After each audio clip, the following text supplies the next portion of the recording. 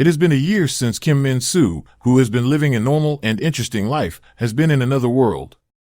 At first, he cried a lot and wanted to run away, but he adapted after seeing something that made him hopeful of returning home. On the battlefield, a lot of people died.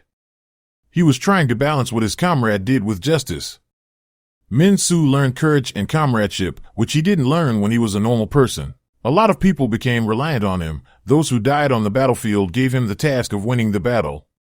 Even though he had lost a lot, he had also gained even more than he had lost. The end of the year journey became really close, and he wrote a letter to his parents, telling them to pray he defeats the Demon King, even though the letter cannot be mailed. At last, the battle ended, and Min-soo won. The people celebrated their freedom. Now, Min-soo will be going back home the next day. He was celebrated for his achievement and was prayed for by his priestess friend. 3 weeks later, in Seoul, Min-soo discovered he could not save himself, even though he had saved the world. On getting home, he was welcomed by a new owner.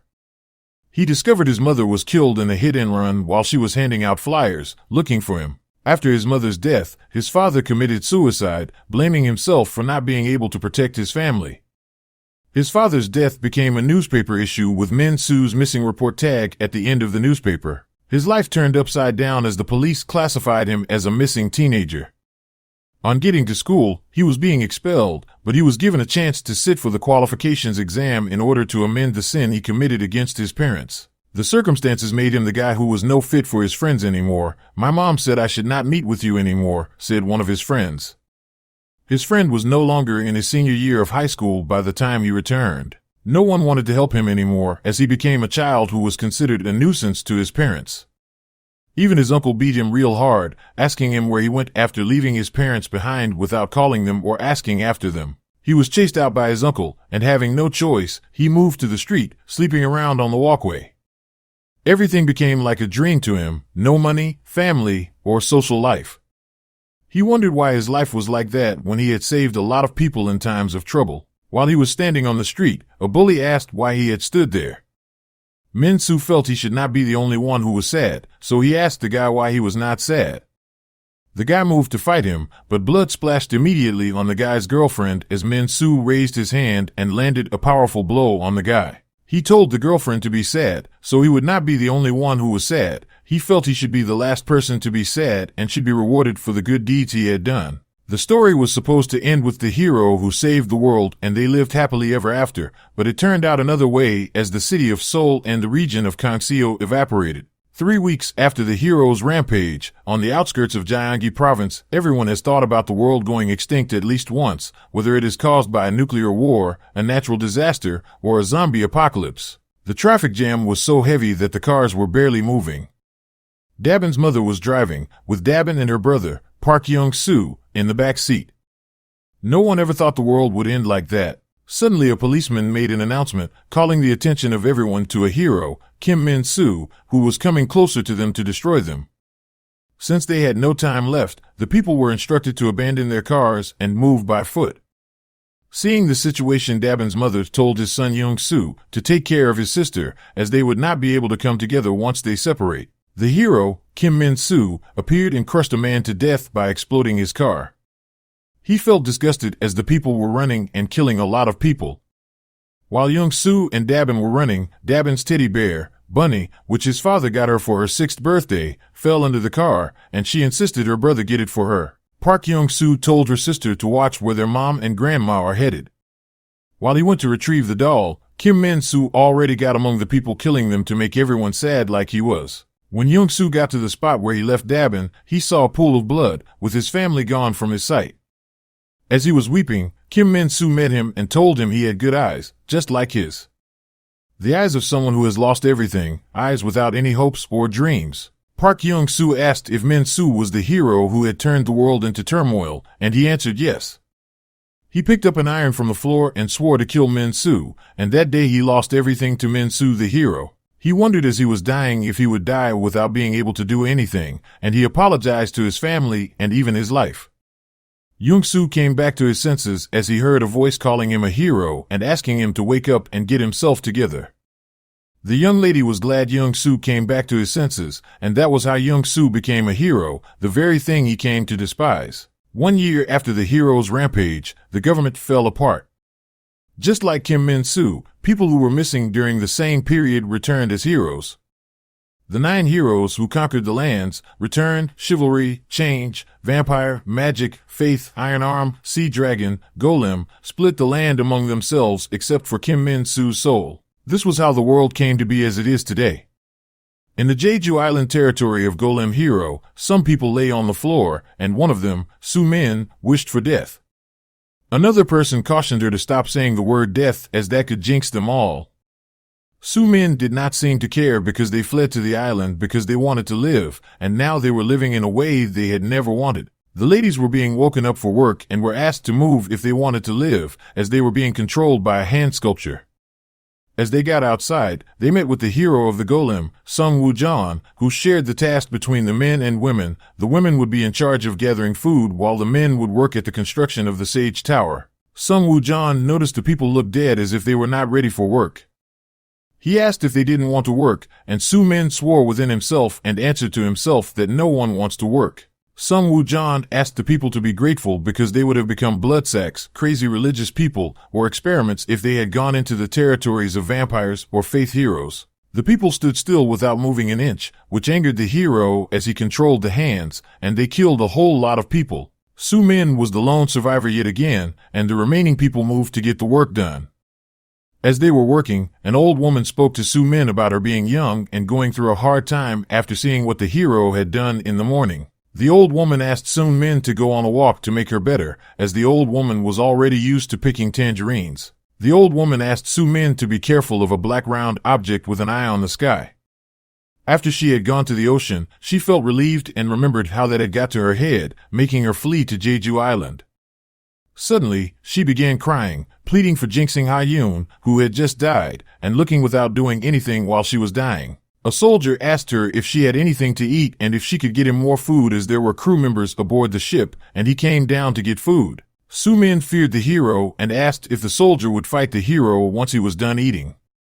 The soldier promised him they would get Jeju Island back, and she put his life on the line to get the soldier oranges. She promised to rebel, as she had always been scared of living day to day and not actually being able to live. As she was going with the oranges, Sung Woo-jan caught her and used his hand sculpture to hold her tight. Not able to do anything, Soo-min prayed for a savior, and a hero appeared. Park Young-soo returned. Sung Woo-jan does not know who the person he was seeing was, and he asked why he infiltrated his region. Soo-min saw that as an opportunity and quickly told Park Young-soo that Sung Woo-jan is an underling of the Sword Hero, who took over Jeju Island and massacred people. Young-soo asked if what Soo-min said was true, and a fierce battle began between the two heroes. To Soo-min's surprise, he defeated Sung Woo-jan, the golem hero who had destroyed an entire naval fleet. Young-soo asked Sung Woo-jan if he was talking about the hero with the white armor when he spoke of the Sword Hero. Refusing to answer, he cut Sung Woo-jan's leg and asked him where the hero with the white armor was. Sung Woo-jan pleaded to be spared by his golems as the hand sculpture carried him, ready to suck out his whole blood. He began remembering how he was told that the Demon King's target would be the world he came from if he gave up on trying to save the world. Sung Woo-jan just wanted to be compensated for what he had done. As he got back home, all he wanted was a kind word from his father, but he was sent out by his father as he claimed not to remember having a son like him. He was not welcome anywhere. The housing agent denied him, saying they do not support or provide a house for teenagers who are over the age of 18. The challenges made him feel that since he saved the world, it would be fine if he destroyed it. Sung Woo-jan begged Young-soo that he did not want to die now that he had the world, but he refused his pleas since every hero must die. Park Young-soo activated the praying flower and applied an element, electricity. He used the electrical javelin technique and a godly lightning strike, and that was the final moment of the golem hero, who destroyed Jeju Island and the naval fleet. The golem hero died, and his golems that controlled the castle fell with him. This makes it the first time Jeju Island is at peace since the hero's rampage. Families celebrated their freedom from the hero's den. Young-soo stood there looking at the people and envied them because they had a place to go back to. Young-soo noticed a movement behind him, and Soo-min came out from behind the bushes. He told him they should head down together because people want to know who slayed the golem hero. He simply told Soo-min he did not care about being praised by the people. After she asked if he was going to kill all the heroes and he answered yes, saying he would kill everyone working with the sword hero, Soo-min offered to help him get his task done in order to take her revenge. She pleaded with him to let her stay since she knows where each hero is and their abilities. She has witnessed everything right from Seoul to Jeju Island.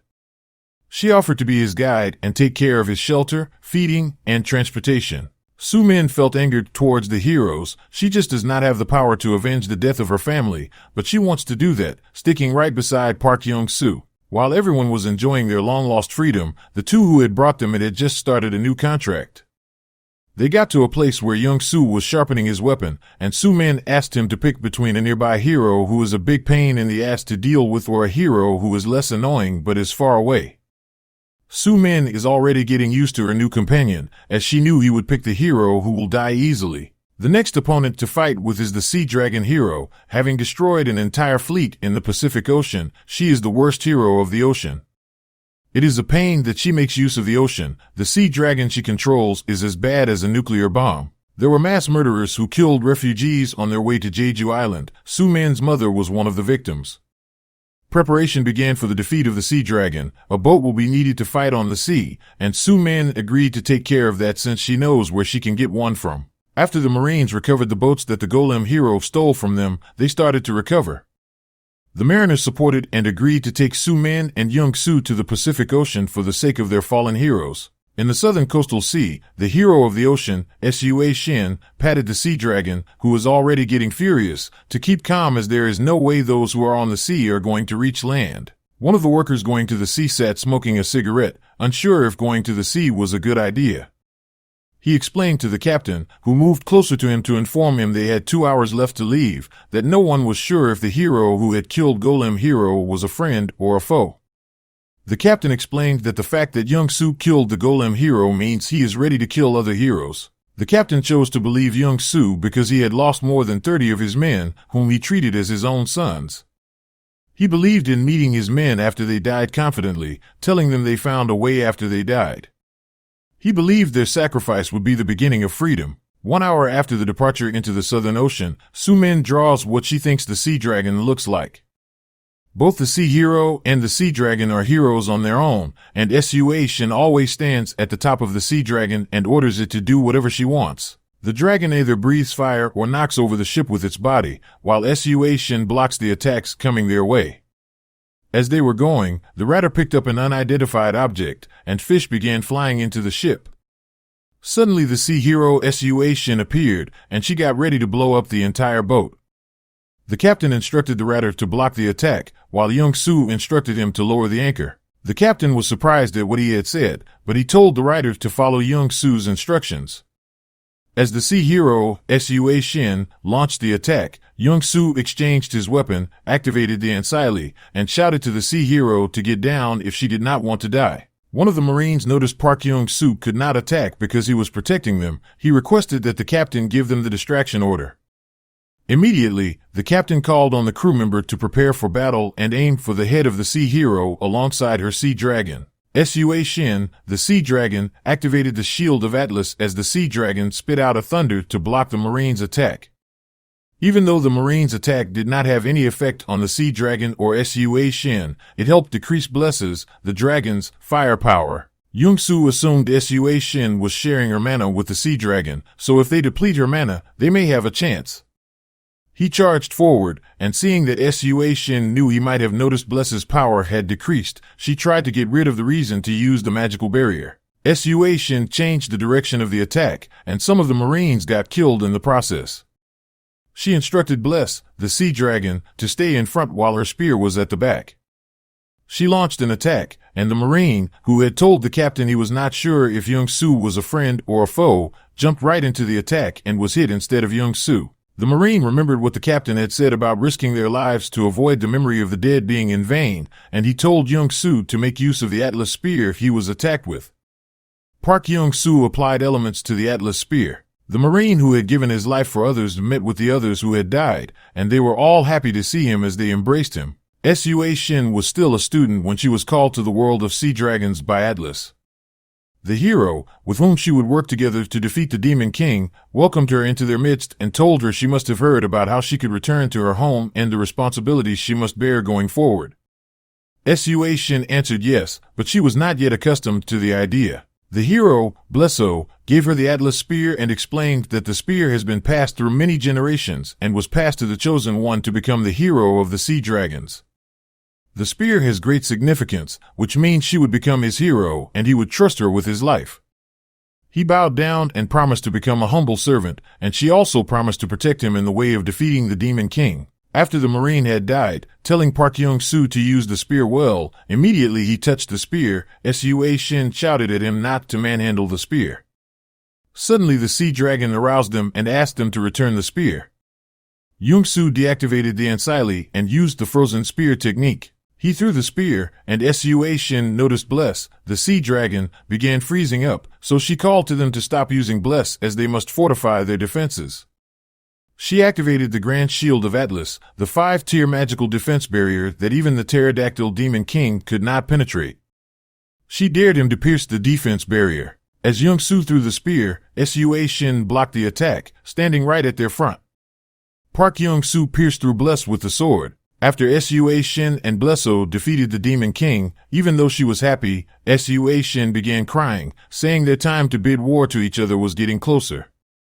Although she liked the fact that she would be returning to her world, she could not help but feel sad for separating from him. Blessful informs her he would follow her to her world as her man since he has fulfilled his role as the King of Atlas and protecting the balance of the world. The people beg Blessful to reconsider and not go to the worlds of the heroes, Sua Shin's world, because their world may be different and he could be in danger, but he replied that the hero, Sua Shin, became accustomed to their world without any problems, so that is proof he can do the same. He chose the next heir and vowed to fulfill his duties as her partner, and he put a ring on her finger. The problem began from there. The sea dragon's, Bless's, body did not get accustomed to the human world, and it became more difficult to maintain the human form.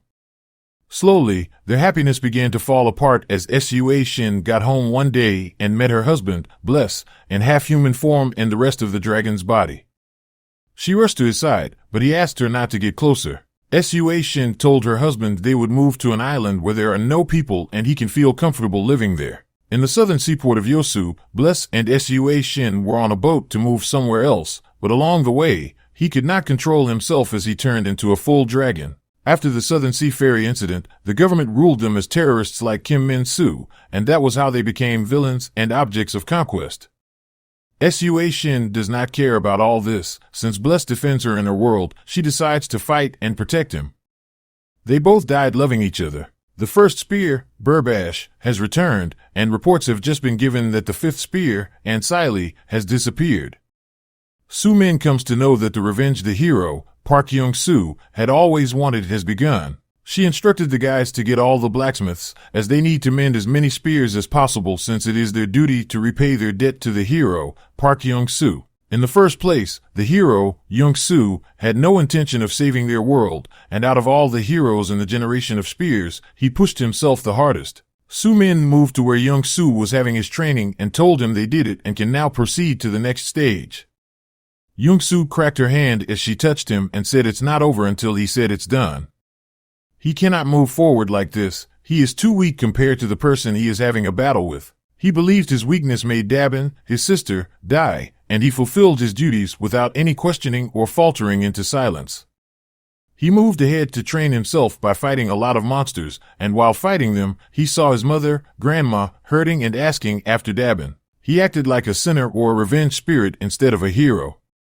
As he sat near the fire with a plastered body, Soo-min brought ointment for him and asked why he fought without resting and if his family would be happy seeing his scars. He answered that he does not have any family. Soo-min asked why he was in a hurry to kill the Demon King when it was not because he was trying to rush home. He explained there is someone he must kill when he gets home, and he must have more than his abilities so he can tear him from limb to limb and hang him where the sun will burn his body. Each day he will tear his body and continue tormenting him as the cuts heal up. The hero this time, Young-soo, is strongly powerful, but what about the hero of 100 years to come? He poured the Demon King the elixir of miracle, and immediately the Demon King stood up powerfully. Young-soo did that because he needed to keep fighting the Demon King to grow stronger. Young-soo had grown stronger when the Demon King pleaded with him to kill him, but he kept on pushing himself. Soo-min begged him to please remain a human and not a monster, even when he is done fighting the hero. Young-soo was not concerned about becoming the hero of the story or not. He was satisfied with becoming the murderer. Young-soo and Soo-min went to the deck, and he killed all the mariners. There is no way they will move the ship without the soldiers. Soo-min asked if there is any of his ability that can take them to the shore, as he had made a shore and a path to reach the hero of the sea dragon, so he can make anything happen. He told her that, as a guide, she should know how to steer a ship. Seeing that she was not competent enough, he took his weapons and left, telling Soo-min to take a break as he used all his energy during the battle due to the fact that she didn't do anything during the battle. Soo-min felt bad and wished she could do something too, so she went on to find the ship manual so she could prove to him she could actually do something. While searching, she noticed someone in the corridor. She moved further and saw Young-soo carrying 2 corpses of the Marine. Outside the ship, Park Young-soo gathered all the corpses of the Marines and covered them up with a cloth. He remembered his father was in the Navy, and it is most likely he was killed by a hero like they were. He cried and apologized to the Marine who had sacrificed himself. After leaving the spear on his body, he prayed that he was born into a world where there was no need to leave himself as a sacrifice in his next life. In a world where both life and death were becoming vague, Young-soo and Soo-min paid their respects to those who had passed before them, and as if the cruel world were admiring them, they sent a guest from the heavens. A helicopter arrived, revealing 2 soldiers and a man in a suit. The man in the suit made a call and gave a report that he had found a hero of revolt, Park Young-soo, and a lady, Soo-min. The South Korean Reconstruction Company government team leader of the Heroes Division, Choi Young-wook, commenced the operation. He commanded the safety of the heroes of revolt. One of the people told him to be careful because they don't know if the hero of the revolt is on their side or whether his objective is to secure the hero territories, and he promised to handle the situation carefully. Young-soo and Soo-min noticed the helicopter, and Choi Young-wook informed them he would lower the ladder in their direction.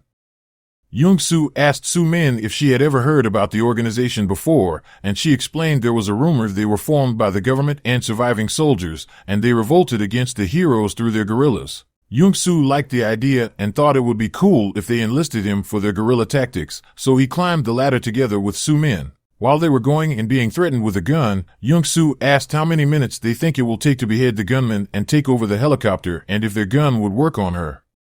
Soo-min became scared and reminded him the gun would work on her. Choi Young-wook asked if the bomb would not work too. He informed him they were above 600 meters above the ground, and if the bomb explodes and he falls, even if he survives, it will be difficult for him to swim to the shore. Soo-min begged him to endure as the organization came prepared, and Choi Young-wook told them to cooperate and do as he said, as he was telling them all that because he considered them his siblings.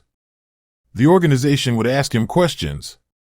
Soo-min became scared, and he told them Young-soo was supporting them as he had already killed 2 heroes. Choi Young-wook informed him that the organization has no information about him and doesn't trust him, so he was being transported and not carpooling, and they were being tied up. The hero of the revolt, Park Young-soo, with all his limbs tied, arrived at the South Korean Reconstruction Government Complex. Choi Young-wook told his team members to take them to the interrogation room as the real game was about to start.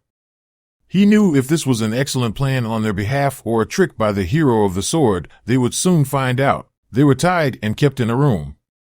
Park Young-soo listened intently to detect the sound and know how many people may possibly be around them.